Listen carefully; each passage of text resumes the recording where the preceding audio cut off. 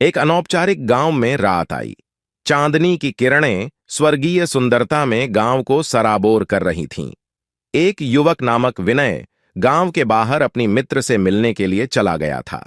रात का अंधेरा छाया हुआ था, लेकिन रास्ता विनय के लिए पहले से ही सुस्पष्ट था। अचानक एक गहरे वन के पास पहुंचते ही विनय ने कुछ अजीब सुना। वह रुक गया और कान लगाया। तप तप तप। यह ध्वनि बहुत ही रहस्यमय थी और यह हर मिनट में बढ़ती जा रही थी। विनय का हृदय तेजी से धड़क रहा था। 1 मिनट के बाद विनय ने सोचा, यह ध्वनि कहां से आ रही है। वह धीरे से आगे बढ़ा और देखा कि वहां एक अंधेरे गुफा थी। उसने अपनी टॉर्च लाइट जलाई और गुफा में घुसा। गुफा के अंदर विनय ने एक पुराने रजाई से ढकी किसी को पाया।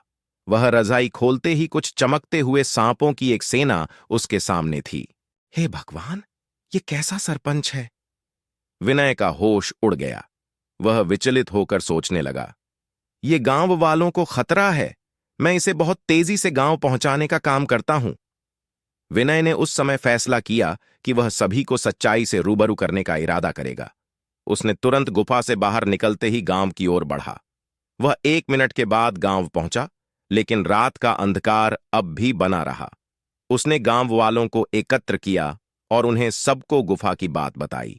गांव वालों ने मिलकर उसके साथ चला और उन्होंने गुफा में जाकर सांपों को समझाया। इतने में एक सांप ने उठकर दीवार पर एक बड़ी सींड खोल दी। सारी सांपें उसमें घुस गईं और वहां से बाहर निकल गईं। गांव वालों ने विनय को धन्यवाद दिया और उसे गांव का नायक माना।